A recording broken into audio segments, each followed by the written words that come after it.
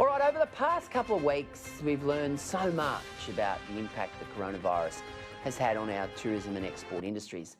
Tourism in particular is suffering badly, and we're hearing stories of tour groups today laying off people because of the slump in trade. Restaurants in tourism hotspots are doing a third of the trade they'd normally do. Now, it's a dire situation, and with the aviation routes between China and Australia now closed, there's still a long way to go, which makes it even more important for Australians to take that domestic holiday you've been talking about for so long.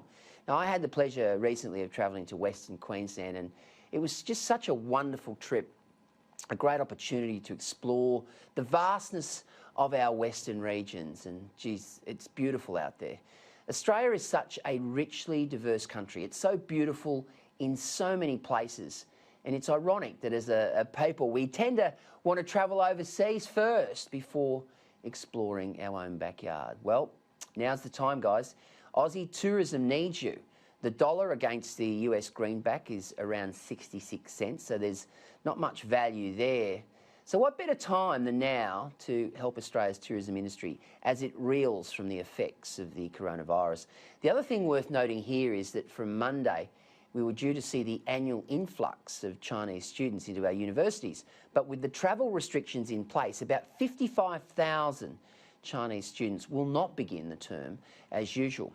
Now, this underscores the double-edged sword of our tertiary education system. We're so successful, we're so highly regarded that we attract all these Asian students, yet we're also so heavily reliant on that Chinese patronage that it means we are susceptible when a pandemic like this occurs.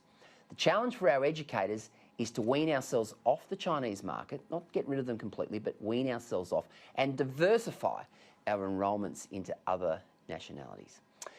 Now, before we get into the news of the day, a big shout out to New South Wales Emergency Services Minister David Elliott and his team, and those of New South Wales Fire Commissioner Shane Fitzsimons. Now, their efforts over the past 5 months have been nothing short of extraordinary, and with rain continuing to fall in New South Wales, all the fires, thankfully, may well be out by the weekend. It's been a sad and testing time for everybody, but the commitment of these people in particular has been incredibly inspiring.